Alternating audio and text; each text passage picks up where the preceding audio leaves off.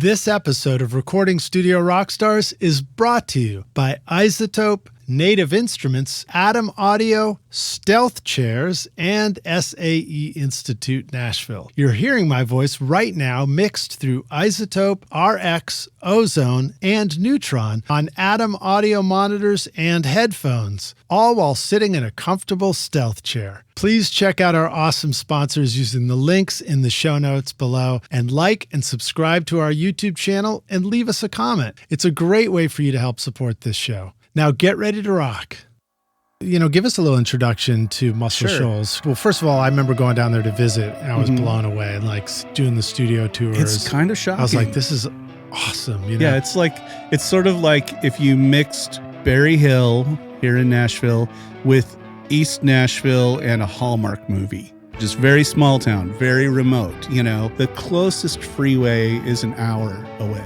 We have one flight out of the airport. Most days I don't see the plane. I saw the plane day before yesterday, and it had been over a month since I'd seen it. It's crazy. You go outside, you don't hear a freeway. You don't hear air traffic. It's really peaceful. It's basically farmland for an hour every direction or more. No pollution, really. The light just kind of hits different because it's not, dealing with all the smog.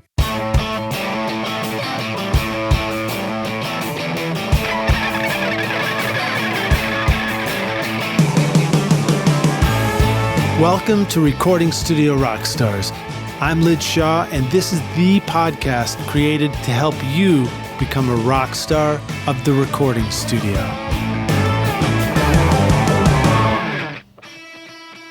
At iZotope, mixing just got even smarter. Introducing the new iZotope Catalyst series, Plasma, Aurora, and Cascadia, designed to transform your sound with intelligent processing for dynamically precise saturation, reverb, and delay. Plus, Neutron now features 3 new modules and an upgraded AI-powered mix assistant to help you get killer mixes with ease. Use the secret code ROCK10 to get 10% off the Catalyst series, Neutron, RX, or any of iZotope's incredible plugins at iZotope.com. Howdy, Rockstars. It's your host, Lid Shaw. Welcome back to Recording Studio Rockstars, bringing you into the studio to learn from recording professionals so that you can make your best record ever. My guest today is Craig Alvin, an award-winning audio engineer based now in Muscle Shoals, Alabama at Noble Steed Studio. With over 30 years making cool records, Craig has worked with many artists, including Hanson, Little Big Town, Amy Grant, Vanessa Carlton, Will Hoge, Andrew Belle, Brittany Howard, and many, many others. He won 2 Grammys for his engineering on Kacey Musgraves Golden Hour album in 2019 and has contributed to Kacey's follow-up album, Star-Crossed, and is now nominated for a Grammy this year for Best Engineered Non-Classical for Deeper Well. Congrats on that. Craig's work has earned him a stellar reputation for his ability to capture compelling sounds live in the studio and his sonic aptitude as a mix engineer. He's also been a guest on the show for episodes 29 and 232, so please check those out. Now, Craig and I also created a free video to show you what we called his ultimate snare mixing trick, which you can find in the show notes at theultimatemixingmasterclass.com. So please check that out if you want to see some great mixing stuff. This helped my mixes tremendously in the studio, and I hope it'll help yours too. So please check it out. Please welcome Craig Alvin back to Recording Studio Rockstars. Craig, welcome back to the podcast. Dude, are you ready to rock? I am ready. How was that for a hefty intro read, straight into the camera and all this? Deep breath. I mean, it's I probably at some point wind down talking about how this is a new video podcast for me on the show, because eventually that'll be an old trope. But just learning all kinds of new things. We were joking about it that in my experience, doing the audio podcast was challenging, and then I figured it out, and then I was like, all right, I'll do the video, and then it's like, okay, let's make it 10 times harder. Yeah, I never had any interest in doing video, and now I'm finding myself in a culture where if I want business, I have to figure out how to do some video. So I'm working with a friend of mine down in the Shoals now, and she's creating little video clips for me, so I have content to put up for, for Instagram. I guess Instagram shorts. Yeah, stuff like that. So. Yeah, I think everybody dabbles in that on some level. Either I feel like, especially for our generation, you either have the attitude of like, screw that, I'm not doing that, that's stupid. Well, that's been my attitude. or you eventually just like, okay, I'll do it, and then you try and figure it out. No, I have to figure it out. You know, I have a management, and they're very adamant about like, this has to happen. Yeah. So finally I caved. So I'm going to do it. Nice. We're doing it. I mean, there's other things we cave into in the studio, aren't there? Plenty, you know. Pro Tools. Oh yeah. I didn't even know how, honestly, when Pro Tools came out, I was working on a studio that was analog. If we were doing digital, we were on ADAT, you know? Yeah. And when Pro Tools came out, I didn't even know how to turn the computer on. I didn't have an email account. I couldn't type. So, but I quit working at the studio I was at, and I had no choice but to go learn computers. So the day I left the studio for the last time, I drove straight down to Powell's Books, and I bought, I think it was Max for Dummies or something like that. Oh yeah, nice. Yeah. Powell's Books, was that like one of the old bookstore chains or something like that? Or was Powell's this a local place? That's downtown Portland. Oh right, that's right. Because I grew up in Portland, Oregon for a long time. Yeah, it's where I met Larry Crane for the first time. Oh, right on. Yeah. Anyway, I went down there and bought a book and was like, well, I better learn how to do this. And I literally like would sit at that computer. We had a PC at home that my wife used for work. And I would play those typing games, you know, where the little. Oh, right. To try and learn how to just type. I didn't know. Yeah. I had no idea. I had never needed it. But when it came down to it, I knew I needed to know Pro Tools if I was going to continue on in my career. So I did. So I've been through this kind of thing before. Yeah. I remember, I don't even remember what it was called. It was like the very first little portable battery powered stylus pen thing from, it wasn't Apple. It was some other company, I think. And I remember getting like it. A Blueberry? No, it was different than that. It was something like, it was this thing that was going to be all the rage, and then it wasn't. Oh, you know? Okay, yeah. Like, there's a lot of that in the digital world, right? And you had to, and so like you had to learn the special shorthand for the letters. Oh. And so it was like there was a game. They gamified it where like these letters would fall down on the screen. Then you had to like L. You go like you do a little scribble thing. And I remember doing that at the movies with my girlfriend, like I'm like sneaking in this game on the side to learn it. And it was, completely useless in the end. I never use it for anything, but I still have it. It's somewhere in the basement. Nice. If I can remember what it's called, though. I mean, there's, do you think that there's stuff like that comes and goes in the studio gear wise? I feel like there is in the digital world. Sure. Yeah. And there is in the analog world too, right? Can you think of stuff analog that like was going to be all the rage and then wasn't? Sonic maximizers. That's Everyone had to have one. And then suddenly it was like, those aren't cool anymore. I can think of another. Are they cool again now though? Well, if you get a vintage one. I just saw like a very high price on a vintage BBE Aphex. or something, was it? Well, there's BBE was a Sonic maximizer. Yeah. And then you had the Aphex. You know what I have 3 of? Is back in the early 90s do you remember when Behringer wasn't like a terrible company, like where it was all made in Germany and like it was kind of high end, right? And they made one called the Dualfex 2, and what they had done is they had taken the Aphex and the Sonic Maximizer and called one like modern and the other classic, and had put them into one box, and you could blend between the two, and they actually sound really cool. That sounds cool. It's all stepped and everything. It's really kind of a high quality thing. And yeah, I have 3 of them because every time I see one for $20, I buy it. Yeah. Because they're cool. Yeah.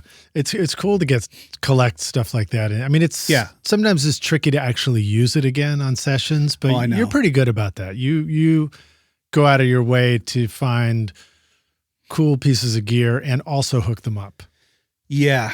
Yeah. I having recently built my own studio, I've had to learn not to, like, I can't have everything.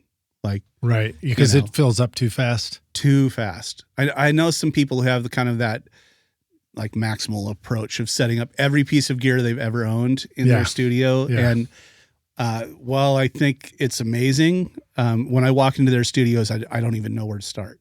I have no idea. So do you think you could have done a mix in Jack Joseph Puig's room? I remember staring at that Mix magazine cover for hours going, Yeah. what is all this stuff? You know, It looks so cool. Yeah. It's like this wall I know. of stuff. Imagine the acoustics though. I It's mean, really I don't know. Maybe strange. sounds are really good bouncing off the Neve knobs and Yeah. Who knows? other cool things. I wouldn't know. I mean, Yeah, I always wonder about that too. Like my studio, we got the room dialed in. Carl Tatz came in and designed it. Sounds amazing. And then, you know, and he sort of convinced me to get rid of the old tall racks and I got the tape machines out and I got these lower racks and everything, which Yeah. were of course empty tabletops at first. mhm. And then almost immediately I just filled it up with stuff. Yeah, I'm trying to avoid that. Right now I do have a tape echo and an EQ sitting on top of the rack. But I did that in my new studio. I really tried to make sure that whatever we did on the left, we did on the right, and that everything was down kind of like, you know, at low. Yeah. So that I had a mirror image on the left and right for mixing. Yeah, I think that's probably smart, especially if it's anywhere within the proximity of where the speakers in your ears are, right? Yeah. I mean, you can't help it on some things. Like I have a Trinov monitor controller, and I have to have the monitor for that off to the side. So that's there, you know, little Okay, things, so you're but- rocking the Trinov Yeah. there. So, and what are you got? Well, maybe we should back up a little bit too. So Yeah. I think between our last interview and this one, you now have a new studio. Yeah, I moved from Nashville, where I had been for a very long time, down to Muscle Shoals, Alabama. It's so awesome. You know, down there. classic, the hit recording capital of the world. And it's still there, still going strong. It's a beautiful community. And it was 2020, and the neighborhood here had just been hit by the tornado. And then we got hit by COVID, and then what, a 37% property tax increase all within Yeah. Tell like me a about month. it. I can't even say I remember that. I mean, I do remember that, but I'm Yeah. still remembering it. You know what I mean? 'Cause Yeah, I'm yeah. still What a blur. That was a strange year. here. Yeah, no doubt. But we also saved home studios that year. yeah, yeah. Thank you. Yeah. Yeah. So why don't we give us a little introduction to Muscle Sure. Shoals? We've done it before, but I mean, I was surprised. Well, first of all, I remember going down there to visit and I was blown away, like doing the studio tours. It's kind of shocking. I was like, this is awesome. You know? Yeah, it's sort of like if you mixed Berry Hill here in Nashville with East Nashville and a Hallmark movie, like all Right. in one. You know, it's very strange. It's very small town, very remote. You know, Also reminds me of early Murfreesboro when I was there to go to college for the town. first time. Yeah. You know? yeah. It's I think it's a little smaller than Murfreesboro, but Probably, and a little probably. more remote. Like the closest freeway is an hour away, and we have one flight. Is that to Athens or something like that? Or Yeah, Athens, Huntsville area. Huntsville, yeah. We have one flight out of the airport. So, and most days I don't see the plane. I saw the plane day before yesterday, and it had been over a month since I'd seen it. Wow. So it's crazy. You go outside, you don't hear a freeway. You don't hear air traffic, you know. It's really peaceful. There's a lot, it's basically farmland for an hour every direction or more Yeah. around the place. So, it's no pollution really. The light just kind of hits different because it's not, dealing with all the smog. Yeah. And the Tennessee River just runs right through. Runs through too. it. Yeah. And when I was down there visiting and went up close to the river, I had, of course, dipped my toes in the water, the famous water. Yeah. Down there right in front of Cypress Moon Studios. Yeah. Yeah. The second location of Muscle Shoals Sound. That's what that is. Yeah. Oh, really? Oh, Yeah. okay. And then I didn't know that. And the water's seems cleaner than like the Cumberland up here in Nashville. Yeah. But so the other thing that surprised me was going down, you hear Muscle Shoals and, if you've seen the documentary Rockstars, there's a wonderful documentary about Rick Hall and then the whole birth of Fame Studios and all that, and then Muscle Shoals Sound. Yep. So definitely worth checking out. But so I'd heard of that, and I go down to see the studios, but then, paying attention and being there, I discovered, it's like 4 little cities, 4 little they call it quad cities. You have north of the river is Florence. That's where the University of North Alabama is. That's where I live. And then south of the river, you have Sheffield, which is the smallest of the towns, right in the middle. Yeah. And then and that's where your studio is now, right? Yeah, Sheffield is where most of the studios are. Although they are spread throughout the shoals, most of the studios are kind of centered in Sheffield. But then you have Tuscumbia, which is a beautiful little town, kind of a retirement community. A lot of older folks, big golf course, nice place. And then Muscle Shoals itself is the only one that isn't really like, it's a town, but like there's no downtown. It's mainly like kind of like strip malls and ranch houses. Like that's right. And but so funny enough, like Muscle Shoals sound is in Muscle Shoals. And Fame Muscle Shoals sound is in, this is the funny part. Muscle Shoals sound is in Sheffield. And Fame, which stands for Florence, Alabama Music Enterprises, is in Muscle Shoals. Okay, all right. So they're both really named wrong. The whole thing feels like you're a few blocks away from the next studio anyway. So it's all so close. When people come down, they're like, well, how far away is this place we're going? It's like, it's always under 15 minutes. Yeah. Like we're not going to go far. And then Florence is this cool, I love middle America, town squares, old main streets with the tall brick, storefronts on either side and everything like that. And it feels like that down there, especially in Florence and Sheffield. Yeah. And Tuscumbia is that way too. And Tuscumbia is actually a little larger than either of those. Okay. Yeah. All right. And so like, on my visit there, Florence seemed to be where I went to find a coffee shop the first time. And then I walked by and there's this cool redone movie theater that also does shows and stuff. And I was like, that's really cool, Yeah, the Shoals Theater. There's a lot going on down there. Yeah. And a lot of studios. But then coming over to Florence, I was like, whoa, coming over to Sheffield. Yeah. I was like, whoa, what is this? This is like really cool. I'm just a block off from Montgomery Street. And so downtown Sheffield, the main street is called Montgomery. Yeah. And then right where I'm at, on the corner where I'm at, you have Noble Steed, which is my studio. And then across the street, you have the Nut House. Yeah. Where there's 3 studios in that building. So it's an old bank building where Saul Philcox Littlefield, the guitar player, is doing a lot of production work. He has a second room up there. And then there's a third room where my friend Ed Biscara, who I've known since I was like 13, we grew up together. But he has a studio there. And then next to that is Greg Pace, who's our local tech. Does all the studio tech work, but he has a studio called Funkworks. That's also his shop. And then across the street from that is the old Chamber of Commerce building, which was Three Dog Night's studio.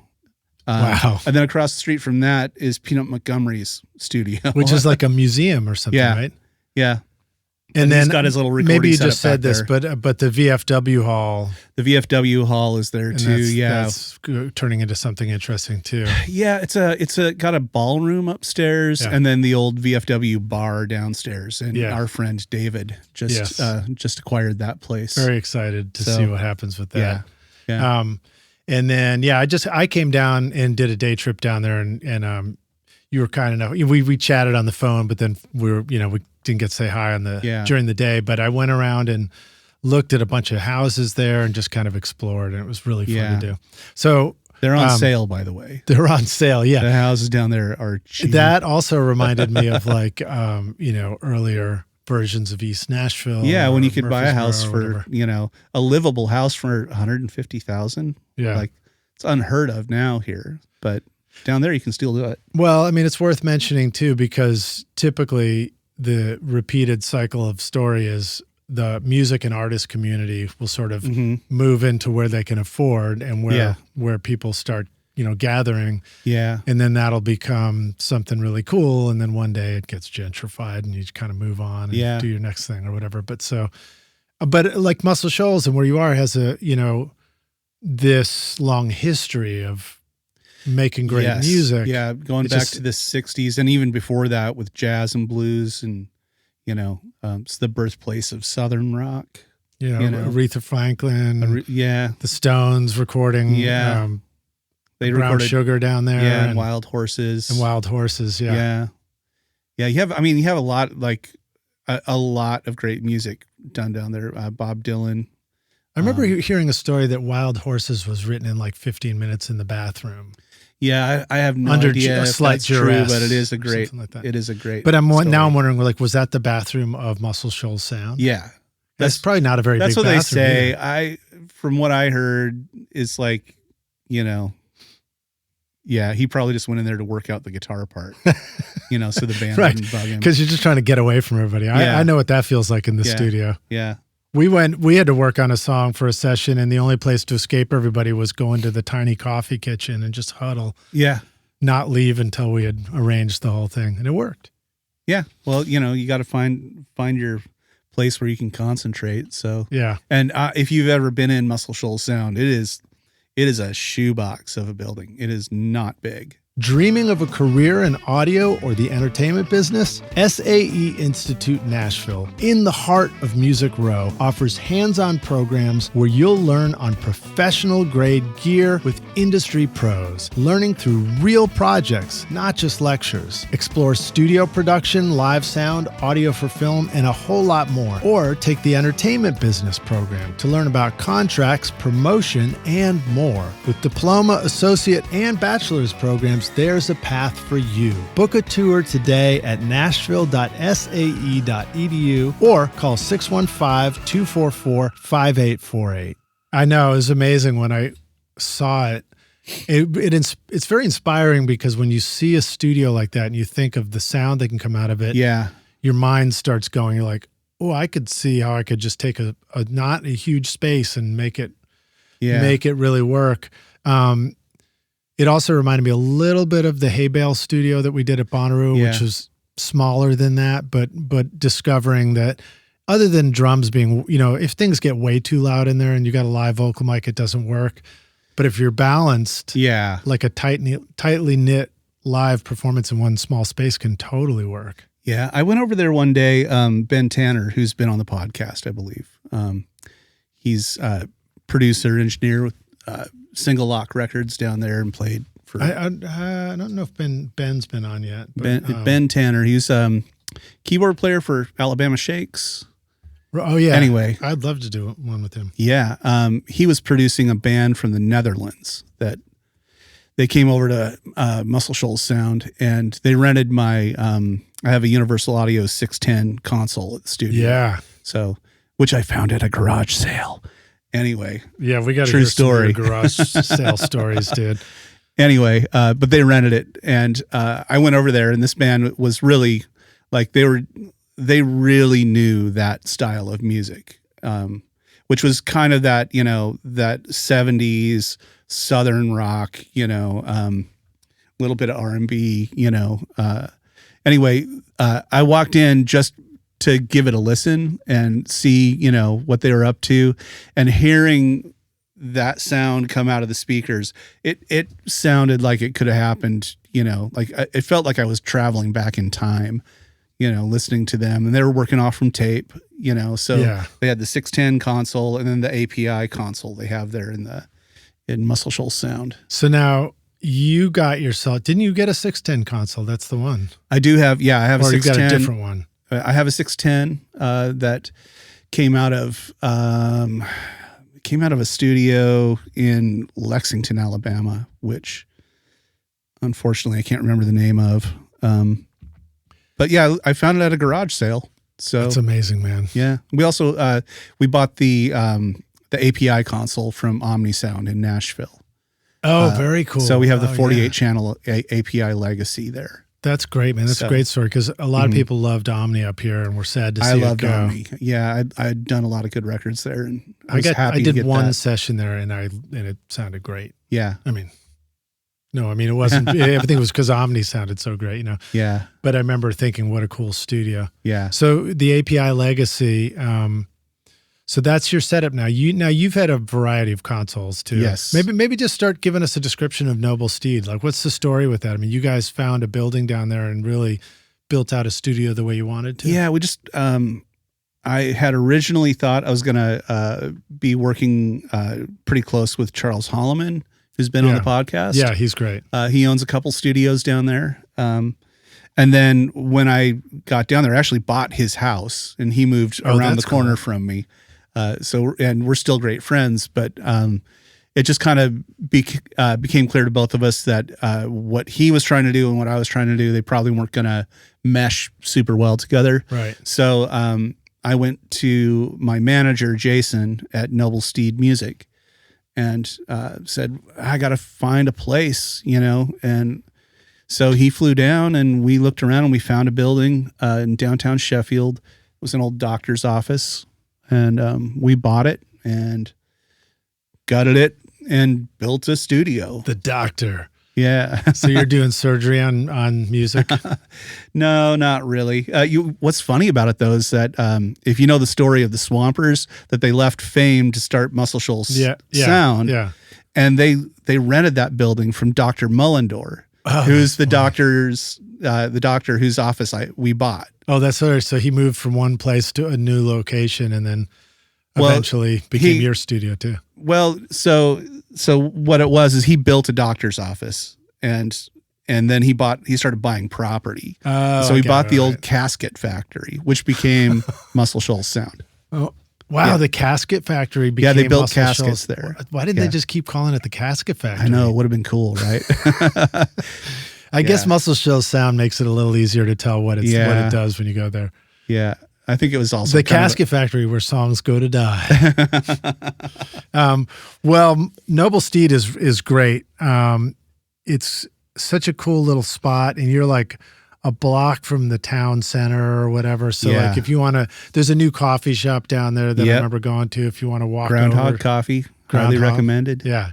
Cool. There's always musicians hanging out in there. Yeah, and then I think Dave's about to open a pub there too, right? A couple doors down from the coffee shop, the Sheffield Pub. That's cool. Is opening. That's cool. So, how would you describe the layout of your studio? Well, efficient. That's how I would describe it. It's not a big building. Mm-hmm. I forget the square footage, but I had been working on.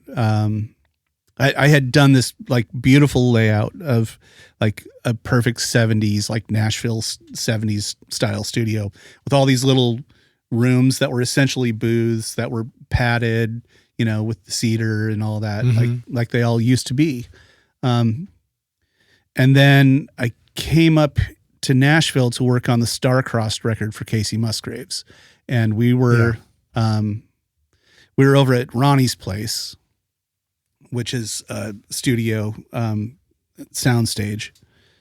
And it was like we were in the control room, but the control room, it was so cramped that they had put a big old SSL 9000J in there.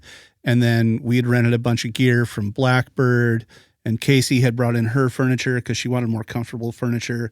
And by the time we got everything in that room, it was like there was just no room. Like we couldn't move. And it was, for me, it was uncomfortable, cause I just couldn't, I was always stuck at the console or not in the room. I was trying to make room for other people because we were recording a lot of the vocals in the room and a lot of programming was being done. It was really warm because consoles get hot. Yeah. And mine used to get that way with that vintage MCI console. It was like an oven right there in front of me. Yeah. So when I got done working on that record, I came back and tore up the plans and I want one big room that's a control room with 2 booths. That's all I need, And if I need a bigger studio, like if I need a big, like if there are 9 people on the floor and we're doing a big country session and, you know, I have to have a booth for the piano and a booth for the acoustic and a booth for the vocalist and a booth for the, you know, electric guitars, I can go across the street to Jimmy's place and rent that. Yeah. And that's what I do. Like on that Fancy Gap record that I played for you. That's a cool. We did the drums across the street because we wanted a big drum room sound. Yeah. Well, I think that's a great way to work. I've done some versions of that. I've worked with other, I'm trying to think of I've done some going to other studios. I've always had sort of a studio with some space anyway, which has helped. But I've definitely gone to other places to either do recordings with my band or, you know, work with somebody mixing. And it's always great to see other studios and see how the whole layout is and everything. I went to a studio at John Finnell's up in Columbus, and it was really spacious. Nice. And I remember thinking, wow, this is so nice to be able to like have the drums, and you can have a whole guitar zone over here. And the bass can have a zone you have room for there. The cases. Yeah, you don't have to like figure out where to put stuff. If I have 2 guitar players show up on a session, it's like, where do we put all these cases? You know? And if the drummer decides to bring his drums, then it's like, oh no, where do we put everything? My son right now is down there building shelves, so I have places to put snare drums and stuff like that. That's what I had to do upstairs in my studio loft too. I think these are reasons why it's worth it for us to consider a shed or something where you're like, you know what if I put a shed and it's right there and like it's like take your case immediately. Sheds are not cheap. I've been looking into them. Oh yeah. We just fenced in the back courtyard of the studio, and one of the things I want to do is put a shed back there so that I have a dry place to put random stuff, you know? I mean, have you looked at what's the new app, Temu or whatever, where it's cheap shit from China and they just send you a tent for $12? No, I haven't looked at that. All right. So I think it's fabulous what you've done with your control room. And it reminds me of some spaces that I've been in too, where there is a bunch of room to breathe. And because I feel, what do you think about this? Like when you're mixing, it makes more sense to have a little cockpit where it's just you and the speakers and you can hear it well. And hopefully somebody else can sit in there with you. But when you're creating, it's like you really want to have people around and you want to be making music with people and you want everybody to know, where do I sit? Where do I put the laptop or the keyboard or my guitar or whatever? Yeah. And the tough part for me in figuring out how that studio was going to work was that a majority of my work is mixing. Most of my time in Nashville was spent mixing. And that just was purely by luck. You know, the first record I mixed when I moved to town did really well. So then everybody labeled me the mix guy. So I went for about... That's what I remember labeling you, the mix guy. Yeah, it was like for about the first 10 years I was here, nobody let me touch a microphone. So I was still going and making records elsewhere, but in Nashville, I was just a mix guy. So anyway, but still, you know, a majority of my work is mixing. So I wanted it to sound really good. But then I also wanted it to be this open creative space. So, and I think we figured it out. The monitoring there is really good. Yeah. What are the big monitors that you have? We have the JBL M2s. Right. And I have the Trinov, but believe it or not, I haven't turned on the room correction. So what does it do? Nothing yet? It's just a monitor controller. Oh, that's funny. So it's a big fancy volume knob that I paid a lot of money for. Well, I have heard them demoed and they do sound pretty great. So they do. Maybe at the time where you're ready to try it out, you might be like, "Ooh, I like it." You know, I had the Dangerous, like the same one you have. Yeah. And I loved that thing, but I felt like the Trinov was a pretty significant step up. Wow. Yeah. That's pretty impressive. Yeah.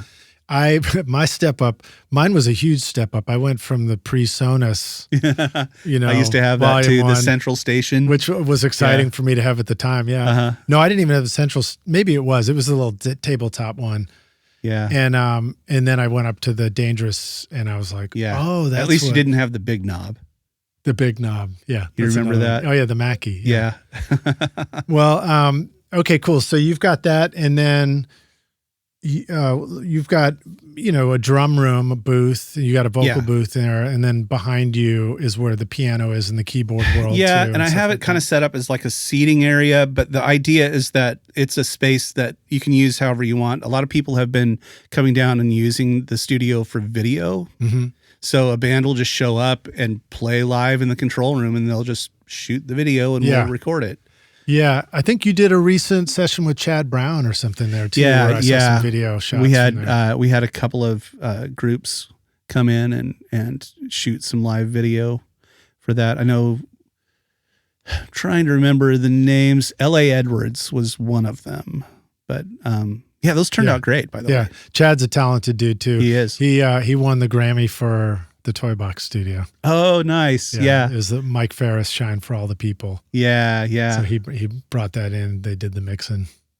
That's super at my cool. studio, which was a lot of fun. But okay, so just to describe it again, because I think this idea of like, how do you make a really cool functional studio that works for all these different things out of it's not a small space, but it's just not a huge space. Yeah, I don't have a giant drum room. Right, so you decided like to have like a drum room that would work. It's not too small. It's bigger than Muscle Shoals sound. Well, right? yeah, it's bigger than most drum booths. Yeah, but it's still it's not huge.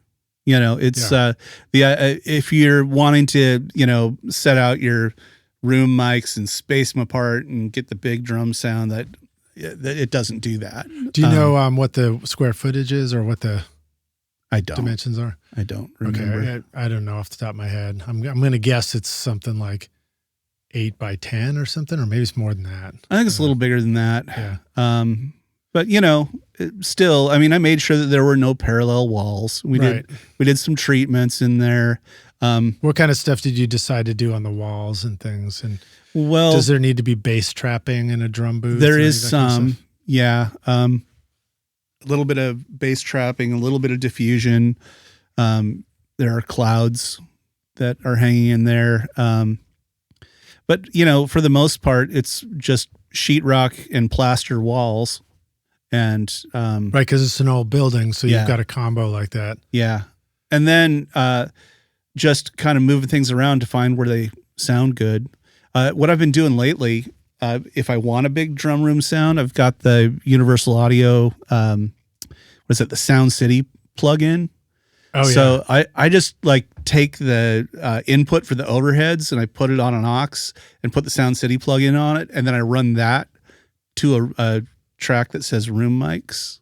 And I just print it while it goes down, and it sounds like it's in a big room. Native Instruments supercharges your music production with Complete 15, featuring Contact 8 new machine hardware integration and cutting-edge synths, samples, and effects. Contact 8 now gives you the chords and phrases tool for instant inspiration, the Leap tool for dynamic looping, and Conflux, a hybrid instrument for blending organic and synth textures. Plus, Machine 3.0 is here, giving you seamless control over Native Instruments gear and the latest NKS-supported hardware. Use the code ROCK10 for 10% off at nativeinstruments.com. It just sort of crunches out the overheads and makes them sound like a bigger space. Have you messed with it yet? No, not yet. Okay, no. So what they did, I had the Universal Audio guys, like their whole crew, with Bill Putnam Jr.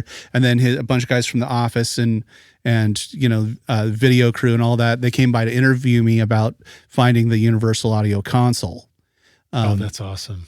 So, and they took some video of me, showing off the console, and we talked about the history of the console. I'll try and get that from you so we can put it in the show. Well, it's not out. It's not out yet. I don't know what they're going to do with it. They haven't told me exactly, but all right, be patient, rock stars. Yeah, but it's going to be through their whole thing. I don't know what they're going to do with it, if it'll ever get used. But but they came down. I got to talk to the guys who made that plugin, and basically they just went through and they had old tapes that they would pull out of the vault, and then they were doing their impulses and setting up the different mics and the different positions in the room and looking at, they took extensive notes off from all these tapes, and they did right down to incorporating like the noise reduction that they were using on the tape machines. Wow. To figure out, how they got the room to sound. Because, I mean, you have so many classic records that have been done there, from like, Nirvana, Nevermind to, Wasn't Fleetwood Damn Mac. the Torpedoes done there? I think so, yeah. Yeah. You have all these great records and so we know the sound of that room. So what I do is I just fake it. I take the overheads, run them through that plugin and print it. So it sort of puts the room impulse response on it. Yeah. Gives it the room sound. Okay. Gives it the room sound, but also the sound of their mics and their outboard quality, gear and their console and their noise reduction and everything. You have all of it. I remember hearing similar stuff also about Ocean Way Studio A or something like that. Yeah. In LA and so many rock records being done there. But yeah, I have that plugin too. I haven't tried that one yet. Yeah. So I need to do more of that. Yeah. It's it works. Yeah. Here's the thing is that when you're building a studio and your goal is to actually be profitable, you have to realize that if you get a certain amount of square footage, then not only are you paying for that square footage and for remodeling and treating that square footage and doing maintenance on it, and insurance and taxes, keeping it heated or cooled. Yeah. I mean, your cost just goes up and up and up, which is why I was like, hold on, let me figure out what about, 90% of my work is and make a space that works for that. Yeah. And then create a couple of interesting workarounds so I can get another 5% out, of the space. And then if I need a bigger place, I'll go to a bigger place. I think for me, that version was the home studio thing too. It's just like, it's all under one umbrella. So I'm not planning on leaving my home. So therefore my studio will still be there tomorrow, hopefully. Yeah. So then you also did make some choices. You also decided to build a vocal booth off to the side, right? Yeah, we have a vocal booth, which again, is like one of my big problems with a lot of booths is that they sound terrible. Yeah. The ventilation is noisy, or there is no ventilation. They aren't really soundproof, So we made sure and took care of all those things. The booth looks good, sounds good, has constant airflow going through it, but is totally silent. And when you close the door, you don't hear anything coming through the wall. Oh, that's great. Even from the mix room, because I would have to really crank it. Yeah. To get just a little bit of low end, and I've tried it. You can do that, but I'm not typically monitoring that loud. Yeah. So that's a cool thing that you can do all that. In mine, my kitchen sort of doubles as the vocal ISO booth. And you can see through the glass and the sound lock into the drums, but you totally hear drums on the vocal mic. There have been times where I was like, we've recut the vocals and I'm like, oh man, we lost a little of that drum sound. Okay, cool. So that's a cool way that you've got it set up. And then the keyboards are sort of to the back of your room. So it's almost like there's instruments and piano and keyboards back there that kind of break up and diffuse the sound in the back of the control room too. Well, the interesting thing about that building is that from the front to the back wall is 33 feet, which is the length of a 20 hertz wave. Yeah. So it doesn't matter. Whatever bounces off that and comes back does not cancel. Okay. All right. It's not even physically possible for it. Did you sort of think that through before you? Well, I was very happy when I did the measurement and saw that, like, oh, I don't even have to worry about this. I do have a curtain because it's really it's beautiful. It's an old glass brick wall from the 50s. Right. So, and it's still there. Most of the time those get torn out, So, I mean, it's floor to ceiling glass brick. Which is nice because it lets light into the studio. Right? Yeah. But then I also, I bought like a vintage red theater curtain and had it cut to size and had someone come in and professionally hang it so I can close that up and then we don't get a slap off from it. Right. So you can let the light in when you want and close it off when you don't. That's cool. Yeah. That's a good idea. Okay. So now here's a nerdy question. What if we want to do a curtain thing? How do you find somebody to cut it and resize it? Like what's your tip for something like that? A lot more expensive than you think. So I had a friend who had a vintage clothing store, and he had closed that down, and he had these vintage curtains that were in his clothing store. So he just had them like already sitting aside. And so I was able to like trade him something. I don't remember what, to get him. And then another friend of mine who does alterations and stuff, she was able to go in, do the measurements, cut the curtains so that they fit, because I have them in the drum booth too.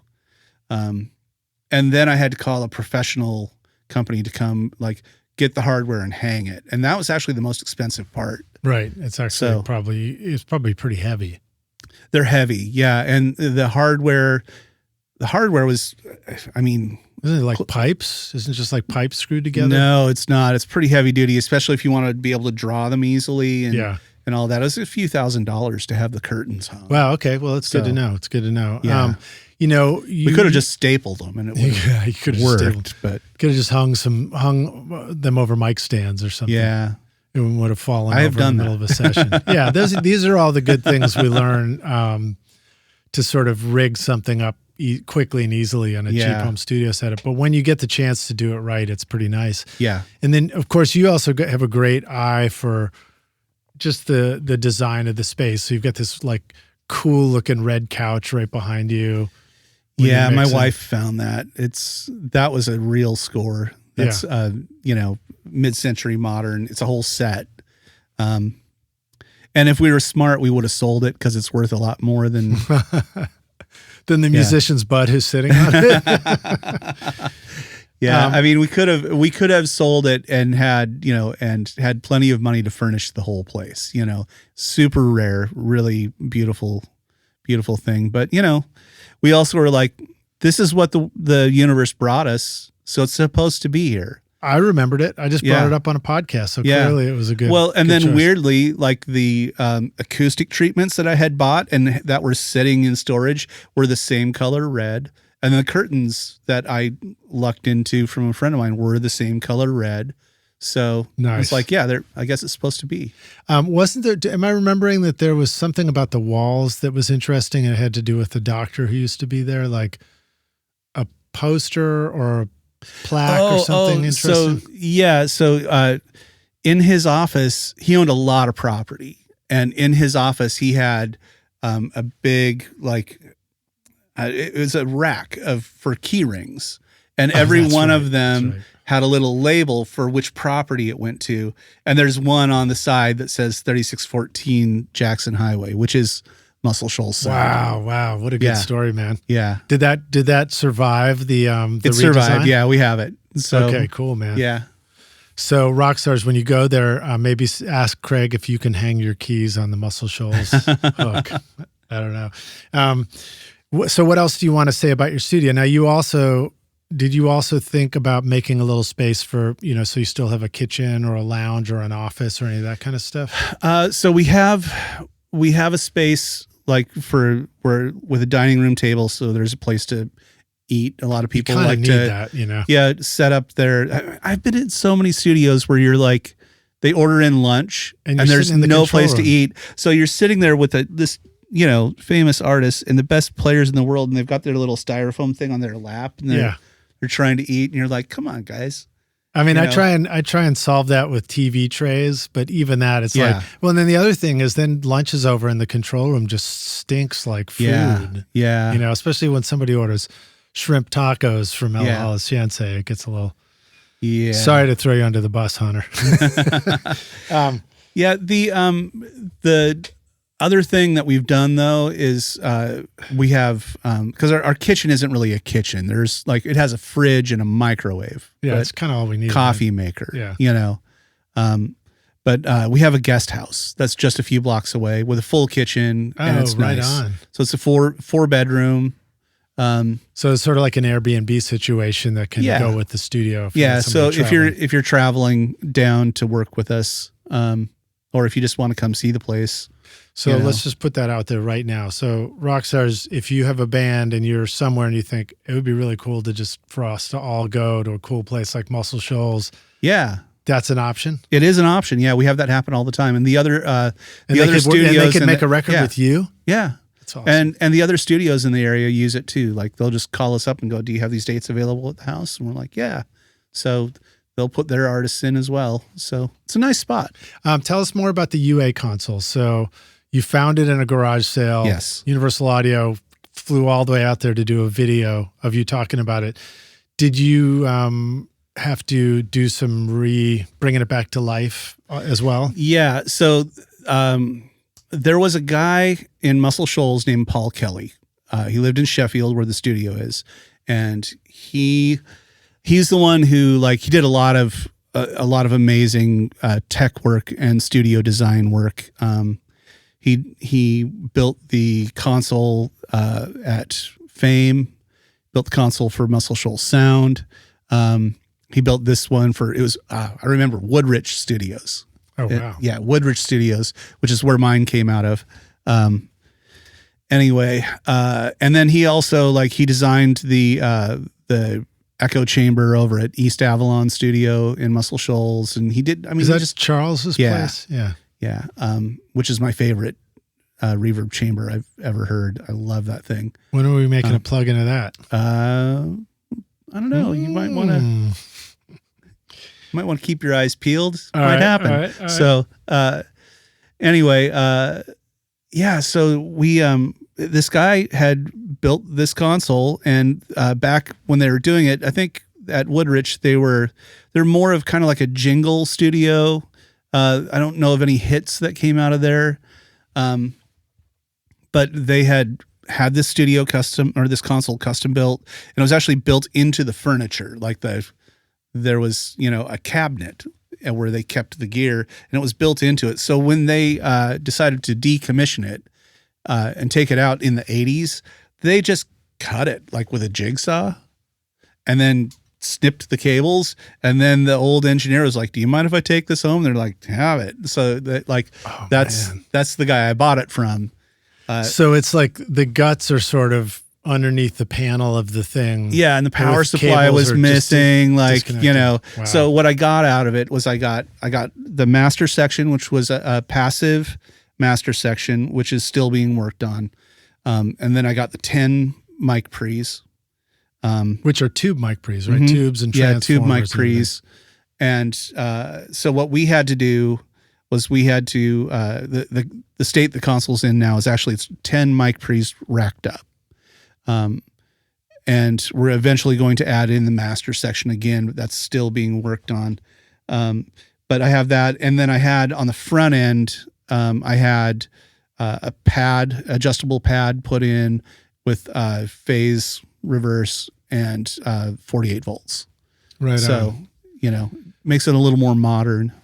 Yeah. I wonder, I put phantom power and phase on my Ampex. Yeah. What is it? The MX35 or 10 or something like that. They had the 4 mic pre's on it. Yeah. The stereo out. And I was sort of surprised to discover that it does work for, so in other words, by putting phantom power, it lets me use a condenser mic on it. Yeah. As opposed to just a dynamic or a ribbon. And then I was like, oh, it's going to be great.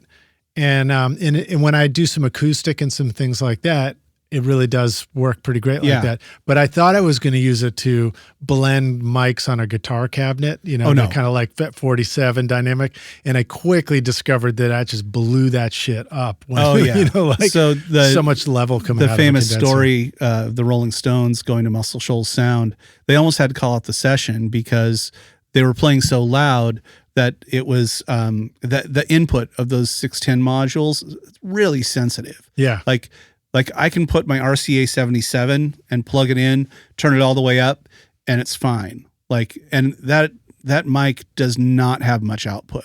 And I remember reading that Keith Richards' guitar amp had a U67 on it. So a lot of level going. Yeah, so they had to have someone come over and build pads for the input. So that's why I just had the pads built into the console. Did somebody literally build it in the morning before the session? I believe they had a guy come over, a tech come over and just throw it together, Yeah, no. So they could keep going because it wouldn't work.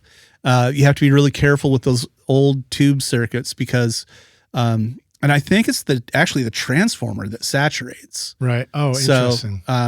So I have to, like if I'm using, I have a Heiserman H47, and if I'm using that even on a vocal, I have to click it all the way down to -20. Wow. And turn it up. So do you get to use the UA console for drums then too? I do. I some get good ways to, do that? But what I've found is that the drums generally prefer to be through the API. Okay, cool. Because, APIs do that squishy thing. Right. But I have done whole sessions on the 610, and it does sound beautiful, but, you are having to engage that pad a lot. Do you remember the inward connections I think it's inward connections that made like a UA looking 8 mic pre, tube mic pre thing with the big knobs? I don't remember I forgot what it's called. It's been years since we used to use it, but then I won't ask you if they're similar. Well, very cool, man. Well, let's dive in and talk about some of these cool records you've been making down there too. Okay. iZotope is truly amazing for mixing and mastering your music. Check out the new iZotope Catalyst series featuring Plasma, Aurora, and Cascadia. Powerful tools designed to supercharge your mixes with intelligent processing. These innovative plugins give you dynamic control over saturation, reverb, and delay, effortlessly enhancing excitement and clarity.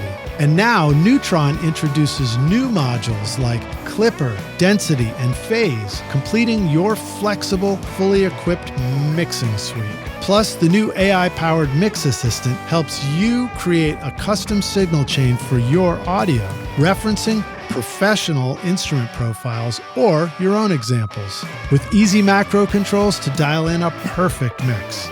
Use the coupon code ROCK10 to get 10% off Plasma, Ozone, Neutron, RX, or any of the fantastic plugins at iZotope.com. Howdy, Rockstars. We're back now for the jam session, a.k.a. the second half of the show, a.k.a. I don't know what else to call it. And my guest today is Craig Alvin, joining us for the first time here at the video studio. Yes. Welcome back, dude. You ready to jam? Oh, yeah. Tell us what you've been working on lately. What's exciting? You got any new artists you're working with? Yeah, I've been mixing a record for a country artist here in Nashville. Her name is Anna Voss, and I'm really, really excited about how that one's turning out. It's ANNAVAUS. Oh, cool. Yeah, go check her out. I really like her music. Well, I know in some of the stuff that I was listening to, Kacey Musgraves particularly, there's a lot of acoustic instruments. Yes. Sort of like, the songs, Deeper Well, Jade Green, Anime Eyes. There's this like intimacy of the guitars. Yeah. So is that Todd? Your neighbor. Playing on those? So. Yeah. And it's such a great sound. And so part of what I wanted to ask you about was the guitars on some of those recordings, and particularly just in general on stuff you do, when you have this ability to take an acoustic guitar and make it feel kind of up close and intimate. And I felt like there's a richness in the harmonic tone, but it's not like a bright guitar sound. Yeah. Yeah. Well, first of all, I just have to say that a lot of that is just Todd Lombardo. That's how he plays and stuff. It is. Yeah. I was very privileged in that, for several years, I got to share a studio here in Nashville with Todd. And, so we were always like, he was always in the live part of the room and I was in the control room. So he'd be, working on something in his half and I'd be working on something in mine. And then we would occasionally have to come together and figure out something, and I would go in and help him. And so we had kind of a natural partnership going that way.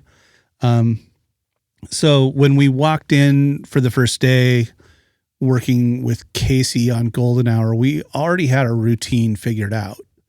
I knew how to record Todd. And he's unlike any other acoustic guitar player that I've ever worked with, because his touch it's light, but it's really even, like really, like he just knows how to coax the most beautiful tone out of the instrument. And he's never abusing it, So, I mean, that, Like you've probably worked with a lot of guitar players. You probably heard a lot of different approaches there's to a it. lot of people who are great guitar players, but when you put them on acoustic, they can be kind of ham-fisted. Right. There's a heavy-handedness to and picking sometimes. And with so many, with so many instruments, if you overplay it, you lose the tone. You can do that with drums. Cymbals are really bad with that. Acoustic guitar is definitely that way.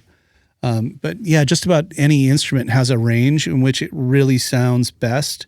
And Todd knows how to stay in that zone with his instrument and do just a masterful job of that.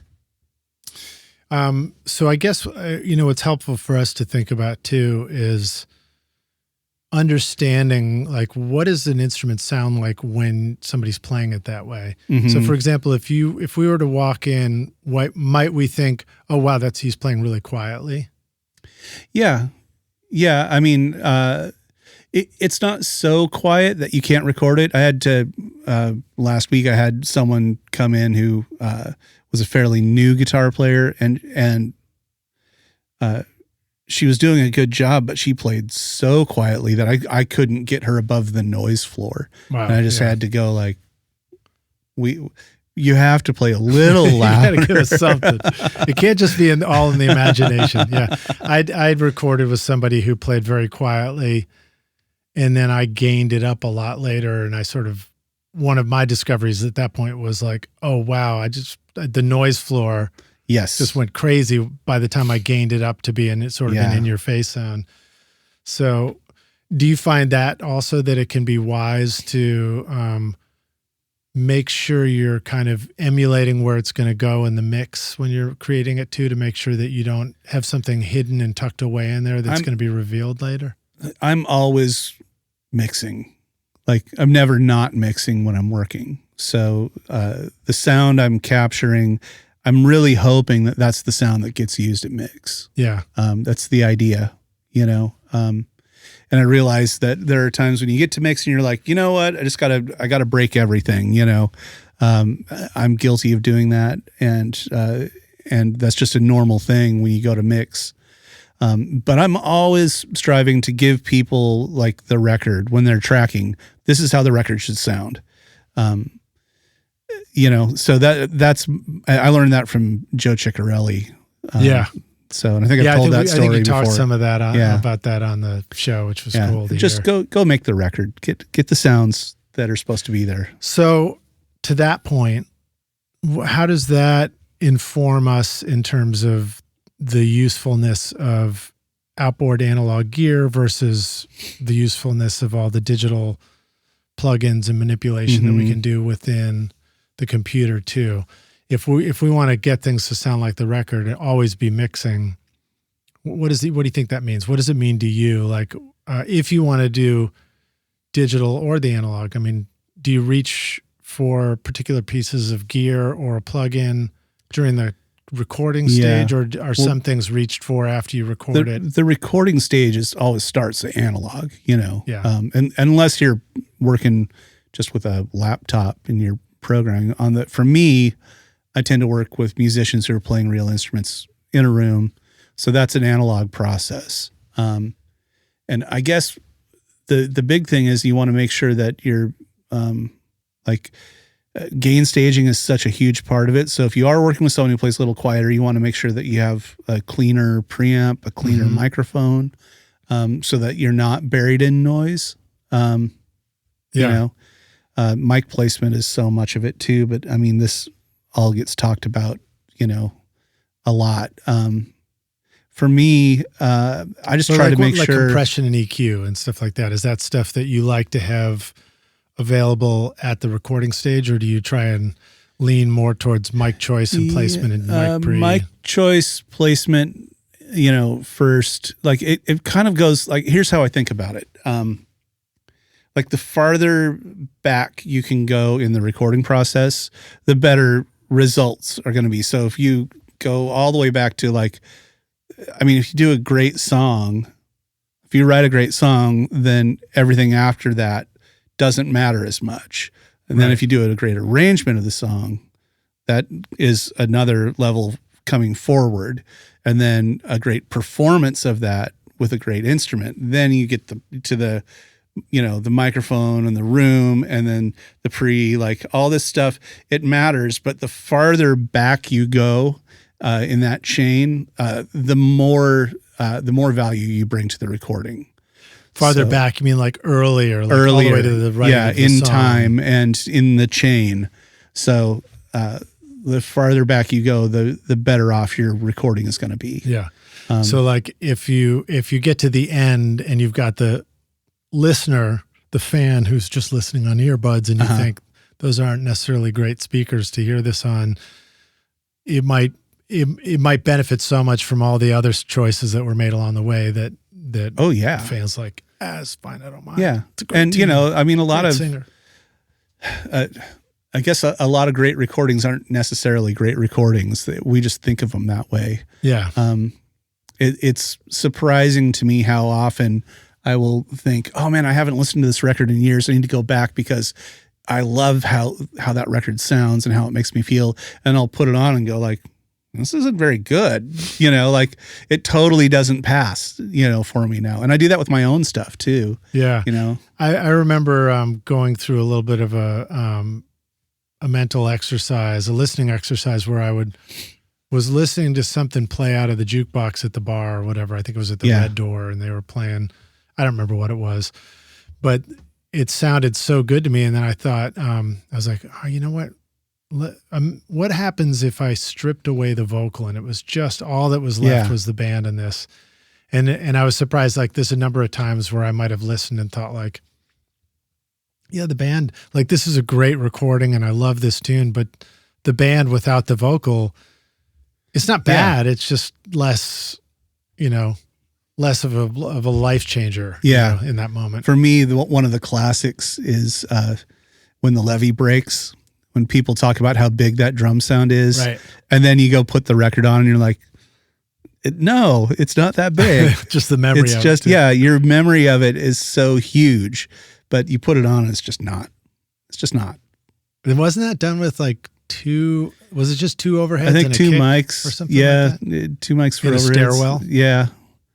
And I mean, I don't know. I think there was definitely some heavy limiting going on. Was that the one? I think that was done at Studio A at Ardent in the stairwell. Maybe I'm wrong about that. I don't remember. I know there was a Led Zeppelin record done there. I think, and my recollection of all that stuff, because I've read so much about it over the years, it all kind of gets blended together. Well, the good news is now that we're doing a video podcast, it means that people can comment. So Rockstars, just jump right in. Yeah, and set us right if we need to. Don't even worry about setting me right. Just make sure. I don't even remember where something was done. Yeah, I don't even remember what I did on my own sessions. People ask me all the time, like, "Oh, what did you use on that vocal?" I'm like, I don't know. That's why I always try and phrase my questions where I'm like, you did this great thing on this one thing. What's your general approach? Because I'm like, I don't want to corner somebody too much on a detail. And then also, hopefully, I tried to fire up the room cam. Of course, our video kind of flaked out halfway through the show and we had to restart it. So hopefully it's all coming together beautifully. But you can see the new little podcast studio here. Howdy, Rockstars. Hello. My eye is starting to get a little bit better. It got beat up last week. I looked like Rocky Balboa lost a fight to Frankenstein. But I'm starting to recover. So glad to be doing this with you now. Are you ready to launch your career in the audio or entertainment business? SAE Institute Nashville, right here in the heart of Music Row, offers hands-on programs to prepare you for the industry. From studio production and live sound to audio for film and a whole lot more. You'll learn by doing, working with professional grade gear alongside experienced industry pros. If you're more into the business side of entertainment, SAE's Entertainment Business Program teaches essential basics like contracts and promotion to help you navigate the industry. With diploma, associate, or bachelor's degrees, there's a path for everyone. Plus, Career Services supports graduates as they take the next step. Want to see it for yourself? Immerse yourself in Nashville's exciting music scene and book a tour today at nashville.sae.edu or call 615-244-5848. You just mentioned there was I got a bunch of questions. So Ren was a band that we were listening to in the studio. Crooked. It's got this beautiful piano sound, and then like this crazy wobbly snare, like snares and stuff. So Ren is actually he's a songwriter here in Nashville. Good friend of mine. We cut that record out at GAT3 Studios in Charlotte, North Carolina. Oh, cool. And it's been a while. It's like that's one of the older ones I put on the list. But cool sounds, Yeah, I got to actually do what I love doing, and that, for so many years here in Nashville, when I get called to do a session, you're on a schedule. It's a 3-hour block. You go in, they want to cut like 4 or 5 songs in that 3 hours. So there's no time, you don't get to make up weird shit and try it. But on that record, we had scheduled, I think, a song a day. Mm-hmm. So, the engineering got to be a part of, like, for the whole record, I got to help make up, what we were doing. And when you do the song a day thing, it means that you can rethink the drums each time the new song starts, right? To a certain degree, like if we haven't found the sound yet, but that's one where I heard the song and I went, I know what this needs. And a lot of times I'm a little different than a lot of engineers. I am not afraid to just go out and tune the drums. Right. I tune the drums on Golden Hour, I tune the drums on that Ren record. Man. Oh, thanks. Again, that's Ian, who's a phenomenal drummer. So I'm going to give a shout out to both you guys. So an awesome moment is Slow Burn. Yeah. Where the song, and I was just listening again, and I knew that the drums were going to come in the second verse, but I also knew that they weren't going to come in on the top bar of the second verse. Yeah. They were going to wait a phrase and then catch you. That was just an edit. It was so smart. And but what occurred to me and listening to it this time, I was listening to the lyrics more closely, and I was like, duh, the arrangement itself is a slow burn. Yeah. Literally, you guys had this brilliant idea to like sort of like slowly build it up into the tune. And I don't exactly remember whose. I know that we were waiting to not have them come in at the in the first verse or right on the chorus. The idea was verse 2, and if I remember right, I think I was the one who was like, what if we just slide this over one more? It could have been anyone, so I don't want to take all the credit for it. But I seem to remember being the one who went, what if we did it right here? And everybody was like, yes. Yeah. So. Yeah, I was going to say, one of the other guys is probably claiming it on a different podcast. I'm sure they are. Just grab it. It was just like, whatever. Yeah, that's great. I did something like that once on a production where, again, it was like, in our case, we probably played everything from the top, and then when I was trying to figure out, like, how do we make this interesting? Yeah. And that can be a cool way to do stuff. Do you find that there are more times where there's just something everywhere and then you go into edit mode and you just start muting and rebuilding it and you can discover the good arrangement? Or do you find it's often better to have some clue about what this arrangement's going to be before you go into it? I usually go in somewhat clueless, but going back to the Ren thing, I wasn't. That was one of those things where I was just like, I heard the song and I went, I know exactly what to do. And I went out to the drum kit and I just tuned the drums all the way down. Yeah.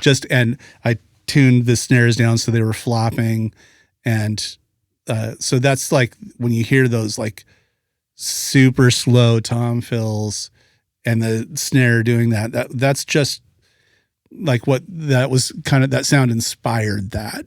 And then with the piano,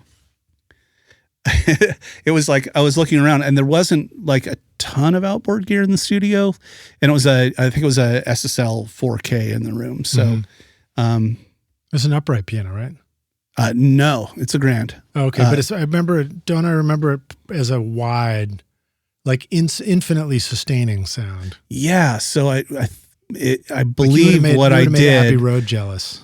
I believe what I did was I was looking around the room trying to find like the piece of gear, and I was looking at all the analog gear, and I was using all the analog gear. And then I saw this TC Electronic M2000 reverb, and I pulled up this setting, and I believe it was a compressed reverb, and I just squashed it and turned the direct signal all the way off, and that was the sound. Oh, that's cool. That's why it sounds so it's big and wide. Yeah, it's and big. It's dark wide, it's and sort of compressed, and the you don't sustain really hear just the goes. attack, but you don't miss it either. It just kind of goes on forever. Yeah, it's very cool, man. And you have a lot of stuff where you do really clever things with that kind of creating a huge sense of space. And I don't know which, I'll ask you some of this. I don't know which you may have done or it may have already been there, but like Deeper Well and Jade Green, both of those I noticed like a real beautiful wash of verb on the voice, stuff like that. And since I was just involved with the tracking on those, I'm not sure how much of that was me. How do you sometimes when you're tracking like print and include verbs that will make it all the way to the mix? Yeah. So what are some thoughts about that? Like, how do you even do that? So I've found that reverbs are something that since we all kind of open up Pro Tools and we have the same reverbs, if the studio has a particular reverb, like a chamber or a plate or whatever, like in my room, I have an EMT plate. I have a mic mix master room spring, which is amazing. Yeah. And then I have, I chose for my digital reverbs, an Ursa Major space station and a Clark Technique DN 780. And the only reason I have those is because I got the Clark for free. But I wanted reverbs that nobody, like most people, didn't have. Yeah. But that sounded great to you. Yeah. Anyway. Yeah. So I know that with Kacey, I brought the Clark, or not the Clark. I brought the Ursa Major, and I also have an old Altec console with a spring reverb that I use. So did you do a thing in your studio where, and I think I've seen you do this in your previous studio too, where you maybe take smaller consoles and they're part of accessing the outboard gear, right? So like, do you have something for these effects which has got its own little mixer? No. I just mix on the main, like the main mixer. I have this old Altec console that I use, old germanium thing, that I tend to just abuse it. Like, push it really hard into distortion. It has a spring reverb with a limiter afterwards, so I can get weird backwards effects and stuff like that. Nice. I love using that, but generally if I'm going to blend stuff together, I'll just do it on the console. Whatever console's in the room. Yeah. I've found that it's really handy to have like a little mixer off to the side for all the synths or keyboards or something like that, just so that I can. Yeah, I should probably do that at my place, but. Well, just pick something, blend some analog synths together, double up and just have one place to print it from. But what else about the reverb? So like a reminder, Rockstars, as I mentioned, Craig did this awesome mixing class with us called the Ultimate Mixing Masterclass. That's the name we gave it. But we did a full day where you broke down a whole mix, and we were live streaming it originally, and then I broke that up and made that available in the course. I'm gonna have to go check out that snare trick. I think I forgot it. Yeah. Well, I can verbally remind you a little bit. It was a combination of multiple things, but you were teaching us about, with drums that there's value, like in a Neve 1073 with a transformer. Oh yeah. There's a quality of harmonic saturation that happens. It's almost in like the transformer and inductors. Yeah. Yeah. And so and then that combined with like a distressor. Yeah. And I think we were using the Arouser plugin. And then I usually gate something too. So. Yeah, and then you gate stuff. And it's like a combination of all these things that makes a really great sound. Yeah. But what was I going to say about that? I guess, I know. So in the mixing, like I learned a ton from you on that, a ton of takeaways. And one of them was a way that you would also do things like reverbs, and you would, I think sometimes we get a reverb and we think like, okay, this plugin, does it do the trick? And then we hear it in our mix and like, it's cool, but is it really cool? I can't tell. And then you did clever stuff. Like you would, I think you took a devil lock and like in threw that on top of it, and all of a sudden the reverbs are like, whoa, and it's in your face. And so talk a little bit about just the way to think about that stuff. Like, do we sometimes think think that one plugin is going to do it all and we need to be more creative with how we put these things together? I'm always doing extra processing, and a lot of times I'll do it up front. So again, Ursa Major Space Station, good luck if you can find one that works. I have a really pristine one that works great. Is there an example of that sound that comes to mind, or a record we would know? Oh, okay. So if you go to that list and if you look up the song Settle Me Down by Josh Abbott Band. Okay. Let me see. I'll see if that's in which just recently went gold. So that doesn't happen every day. But anyway, congrats, Josh. Yes, we've got that in the playlist. Yeah, so if you listen to that, on that record, I'm using Ursa Major all over it. The guitars, but on the drums, especially, you can hear it in the second verse. The reverb, he'll hit the snare and it'll kind of go like that, a little bit of delay-ish. It's a weird reverb. It's set up almost like like there are taps, almost like if you have like a tape delay that has the different heads that are spaced differently. You set it up. It's set up like that because it's a digital reverb from like 1977. They didn't know what they were doing. Right, they were making it up. Yeah, so they looked at a tape delay and they're like, well, an Echoplex works kind of like this. We can kind of do the same thing with a reverb, but try and do it digitally and put all these weird filters and stuff.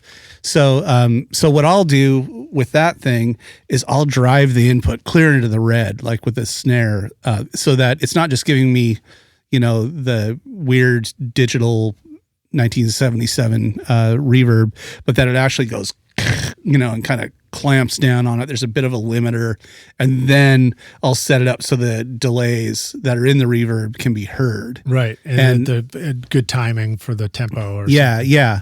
So if you listen to that song, the Settle Me Down, you'll hear that. Okay, cool. Yeah. Awesome. Rock your music production with the updated Complete 15 bundle from Native Instruments, featuring Contact 8 and expanded hardware integration. Whether you're crafting cinematic scores, EDM bangers, or experimental soundscapes, Complete 15 gives you industry-leading synths, sampled instruments, and creative effects to bring your ideas to life. Contact 8 introduces powerful new tools like chords and phrases for instant inspiration, the Leap tool for dynamic looping, and Conflux, a hybrid instrument blending organic and synth textures in real time. And with Machine 3 now available, you'll enjoy even tighter integration with Machine Plus and the latest NKS-supported hardware from brands like Akai, Korg, and Novation. Plus, Complete 15 features revamped Massive X, Guitar Rig 7 Pro, and Isotope 11, helping you shape, mix, and master with ease. Use the code ROCK10 for 10% off at nativeinstruments.com. Well, so I do remember like trying to find a good drum verb on a record, and I would struggle. I'd put a verb on the snare and I'm like, that doesn't sound anything like the records I like. And then one day I just like threw the 1176 plug in after it. Yeah. And I was like, oh, that sounds way better. Well, and drum verb's interesting because I feel like you have to, I do this with especially with vocals and drums, but for me, I want to have an element of room. Usually I want that to be a mono element and then a stereo element. And by the way, don't crank the highs on your room mics. Just dump the highs. Yeah, that was another thing I remember you showing us in the chorus was like darkening. Yeah. Making the room mics thicker sounding. So it'll actually make the room sound bigger and you won't have to deal with so much of the harshness of the cymbals. But I like that. And then I usually like to have some kind of small to medium room sound for like a snare, maybe the toms. And then I will oftentimes do like a bigger, like, more of a hall reverb for like when it goes into the chorus. And then sometimes I'll just dial in the biggest, dumbest reverb you've ever heard just for the first snare hit of the chorus. And I'll tuck that down in so that when they come into the chorus and that snare hits, it sort of announces like you've come to a new place. Right. And it doesn't have to be huge. But it's interesting. So that's not even on the downbeat. It's sort of on the first backbeat of the chorus. Yeah. Just or sometimes on the downbeat, whatever. But I'll do it just for that one hit because I want to sort of announce, and I don't turn it up much. It's like sometimes it might be fun to just make one big stupid hit, but but usually I'll do it just to be like to announce that like, yeah, you've arrived. Here's the chorus. I think that's cool thinking too, because I feel like there's a lot of moments like that in music and in production and arrangement where it's like sometimes we think that you need to do something musically or sonically or in the mix, and once you start doing it, it just continues doing that, you know? Yeah. I mean, for me, an early version was like playing fiddle in a band, and I'd come up with a cool line that sounded great before the vocals come in, but then when the vocals came in, I didn't know what to do, so I kept playing the same cool line, and you know, and then you learn later, you're like, well, that was stupid. I should have just stopped playing. Yeah. But like even in mixing, what you just said, it's like to make choruses bigger, it makes sense to add something special in that first moment so it catches your attention, but then it can kind of settle back down. Yeah, and you know, people who do like programming are really good at this. They know exactly when to do the swell or the big bass drop, the big or whatever. drop. Yeah, you know, they know how to do that. In mixing, since you don't have those tools necessarily available to you, have to create it within the tracks.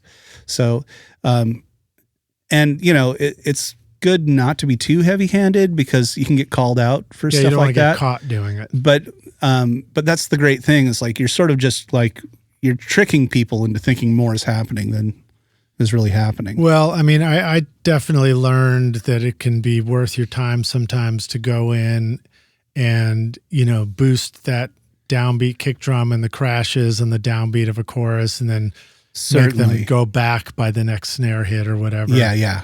Just to have a little more impact to things. Yeah. And tom fills, you know, you might need to go in and boost the tom fills in places.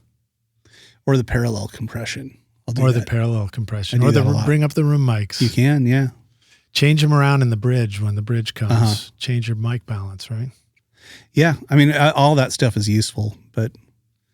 All right, let's see. What else do I want to ask you about? Oh, so you mentioned Josh Abbott. Settle Me Down. And one of the other things I wanted to ask you about that record, if my screen will let me see my stupid question, is to talk about the vocals. So that was another one where the vocals are like clear and up front. Yeah.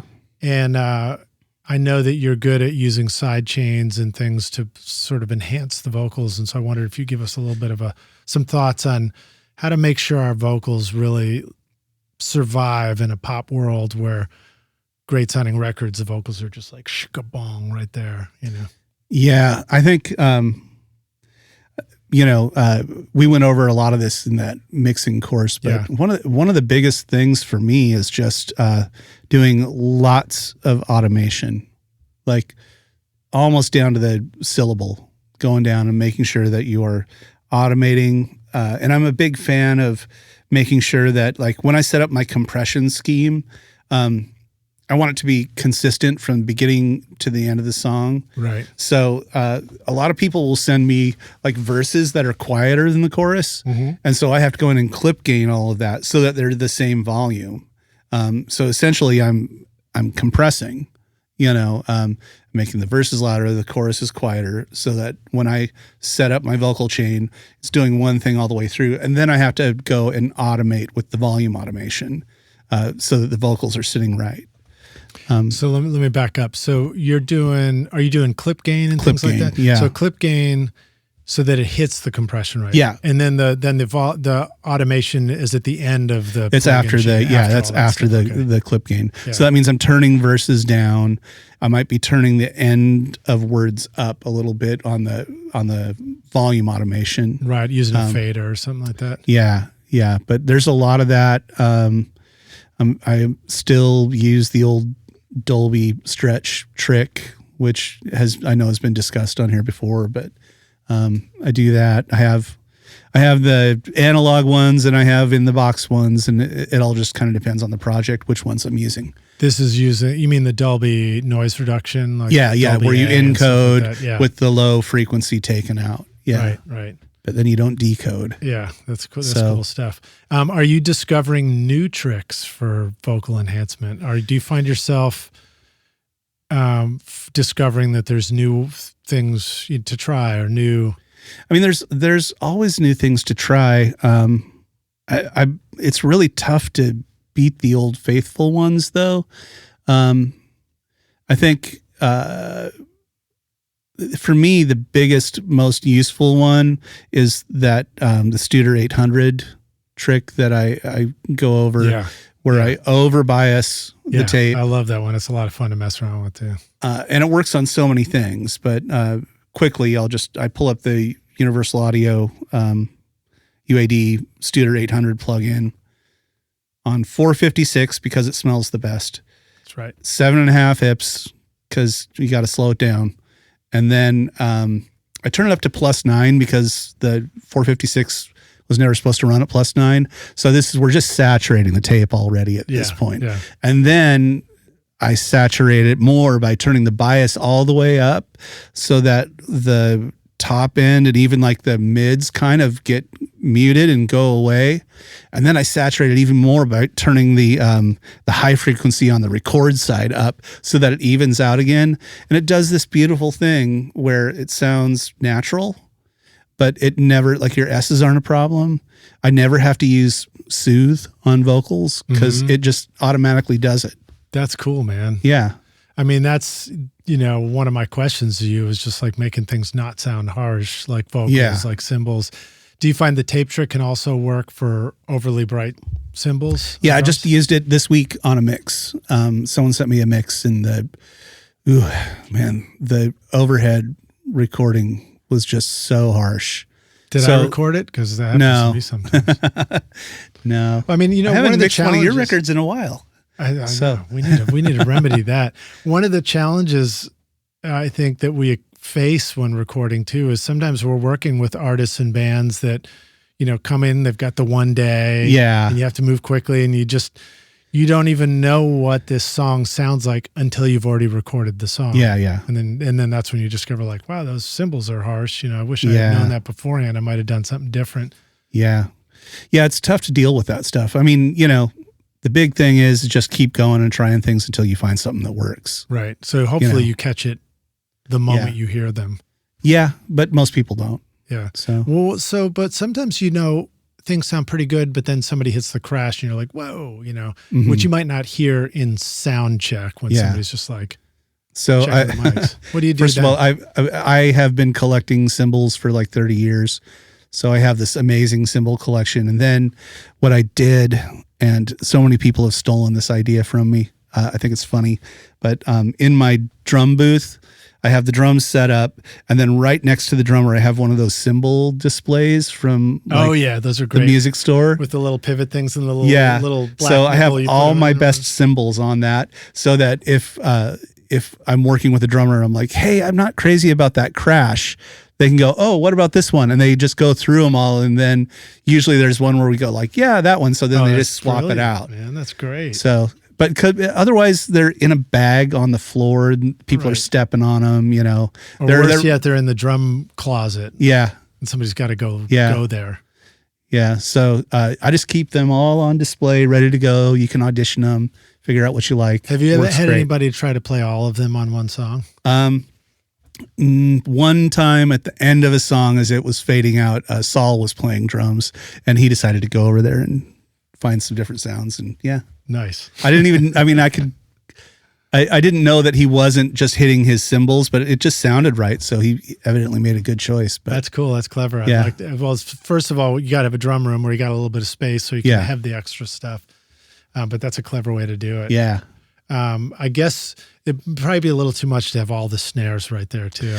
No, I just, because I don't have enough room, I had my son build a shelf above the entrance. So I have all my snares lined up there. So the drummer's looking at them. Yeah, he can see them and he can look up there and go like, oh, maybe the vintage Gretsch is the one, or, the Superphonic or whatever. But yeah. Any tips for those snares not sort of speaking during the recording? Just towels. Just put towels between them and stuff like that. And do you find that it's helpful to just stack the snares horizontally on top of each other, or are they all vertical? I have them on their side. Yeah. Okay.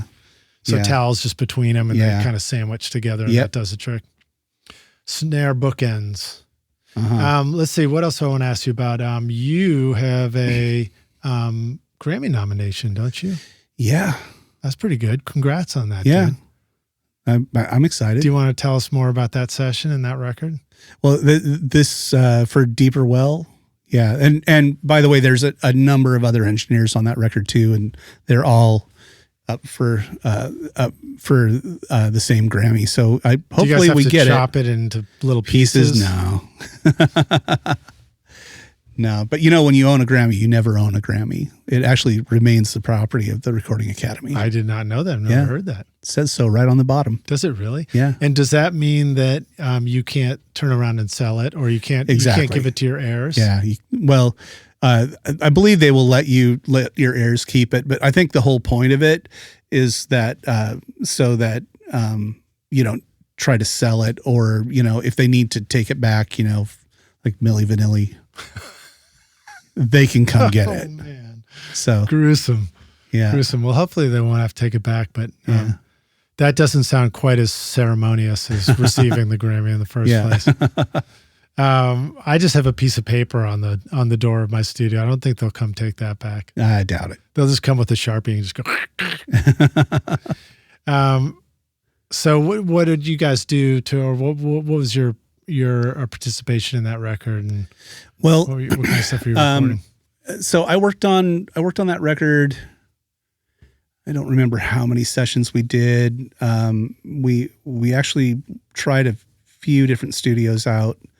We ended up at RCA, and then I think about halfway through that record, I got pretty sick. Uh-oh. Like I had to go home, and it was one of those things where it wasn't COVID, but it was something else, and I had to go home. And I think they had was it Conrad Snyder?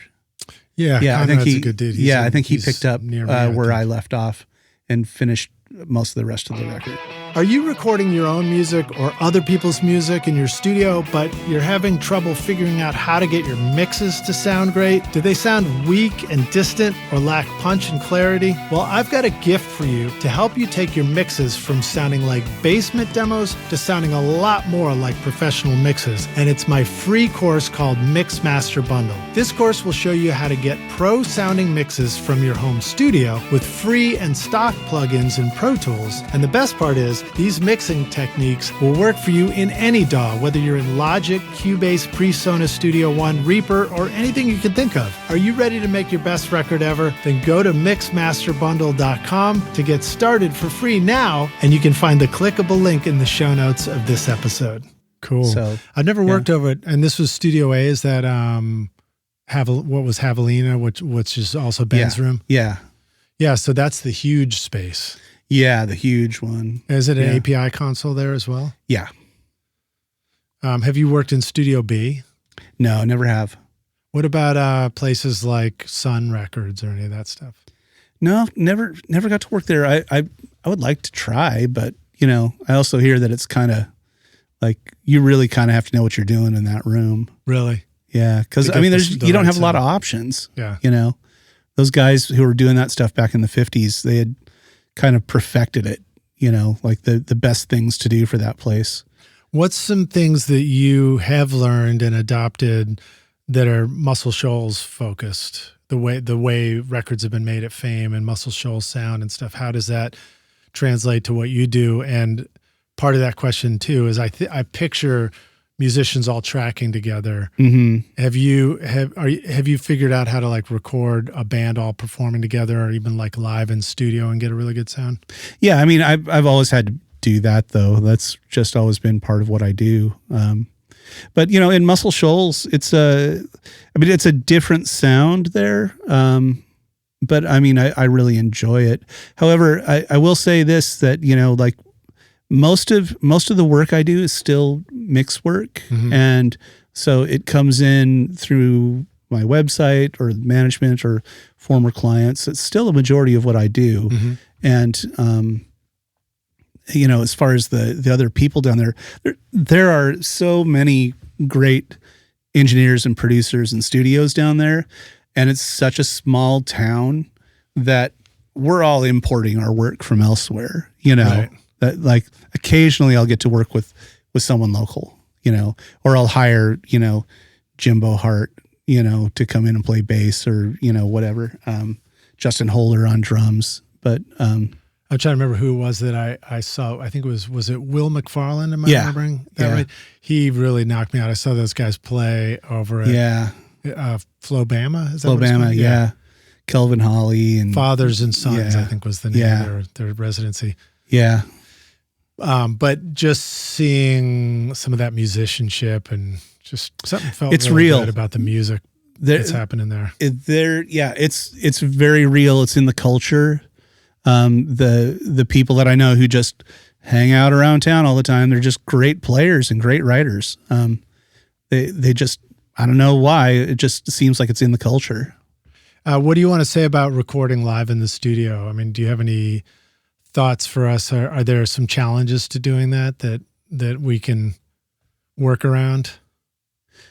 Anything coming? I mean, that's what I've always done, so I don't know. I mean, I've always thought that what you do is you take the musicians, you put them on the floor, point mics at them, and make sure that you get a good take. Yeah. So it's not. What kind of instruments do you not want bleeding into other mics?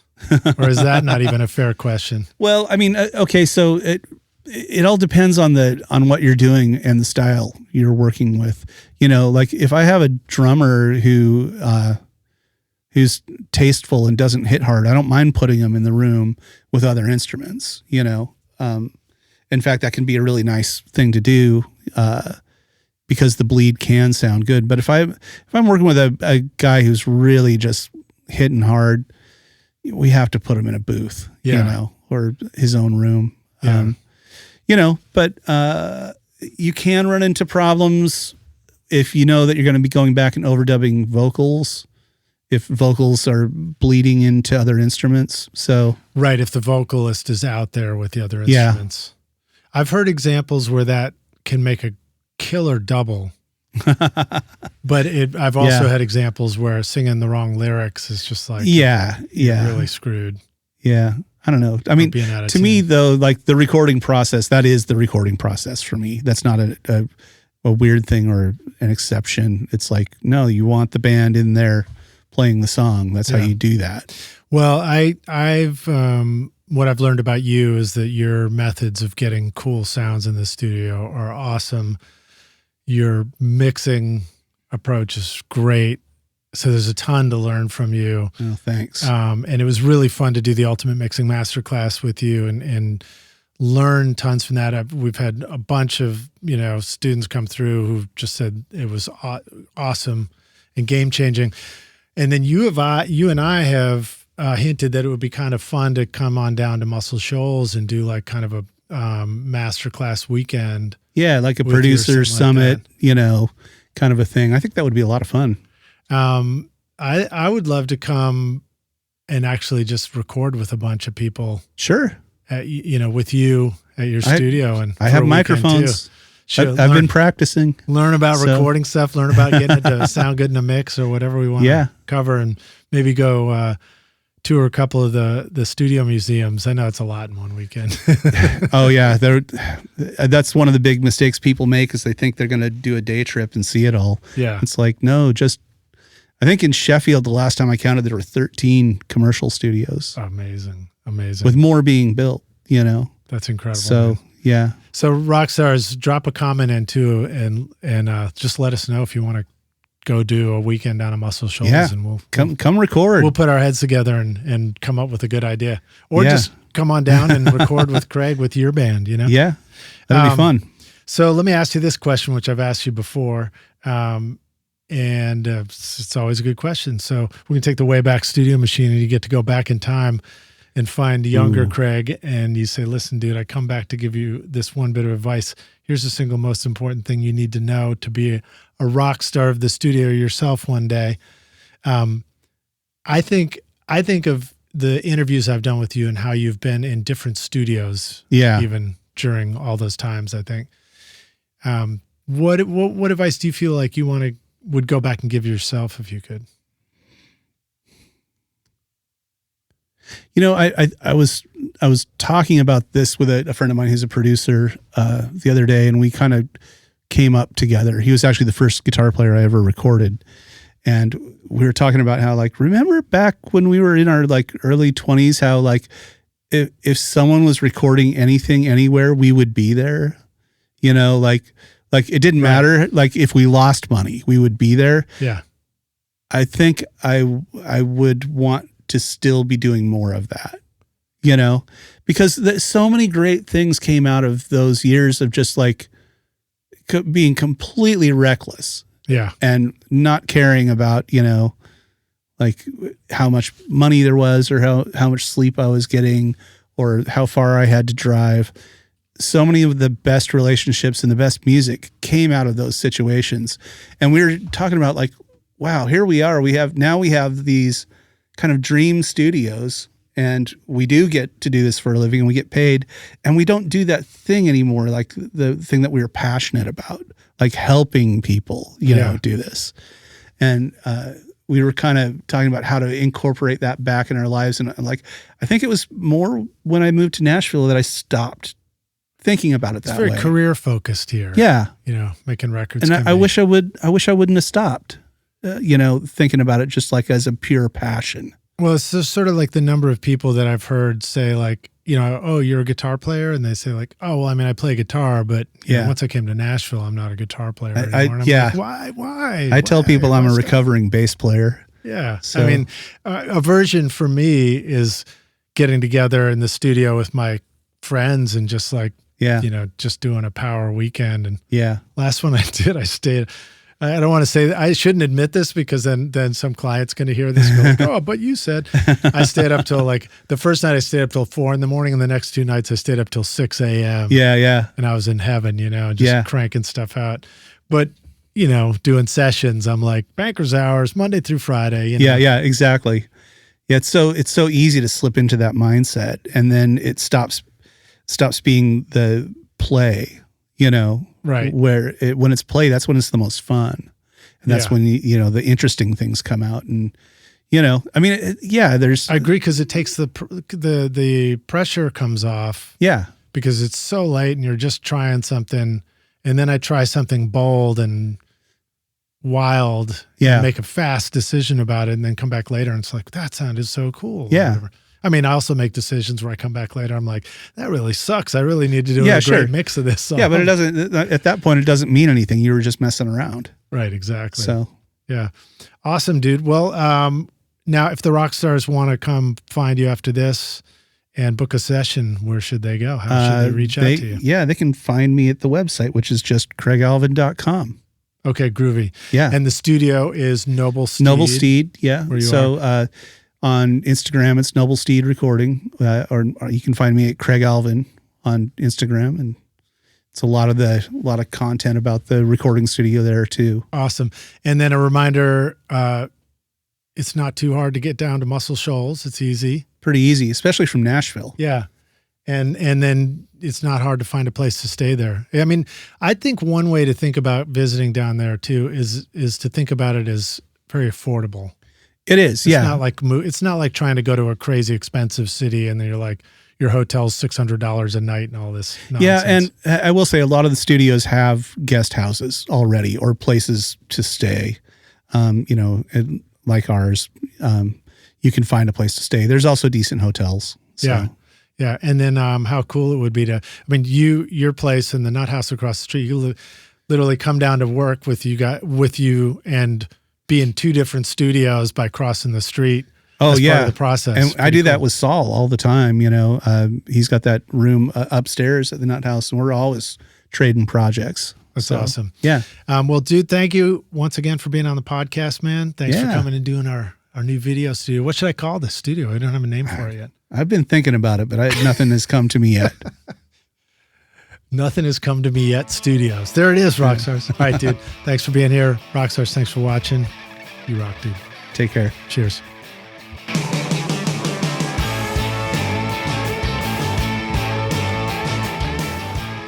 Thanks so much for listening to Recording Studio Rockstars. If you enjoyed the show and want to help make it better, then please share this episode with your friends on social media and leave a rating and review on iTunes to help the podcast reach more rock stars like yourself. You can click directly over to iTunes or go to rsrockstars.com/review for an easy explanation. And remember to hit the subscribe button to keep up with weekly episodes. And if you're ready to make your best record ever now, then head over to Recording Studio Rockstars Academy, where you can start with my free course at mixmasterbundle.com. Thanks so much for listening, and thanks for being a rock star. I'm Lid Shaw, and this is Recording Studio Rockstars. Now, go make great music.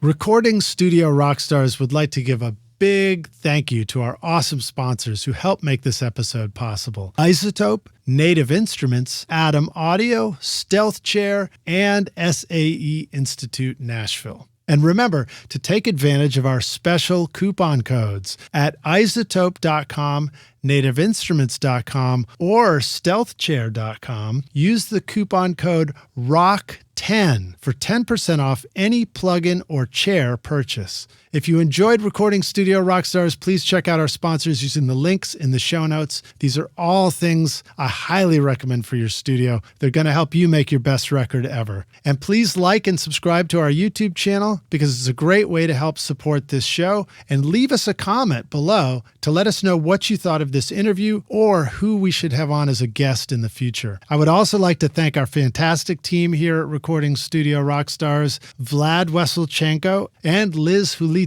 Thanks so much for watching and listening, Rockstars, and we'll see you in the next episode. Cheers.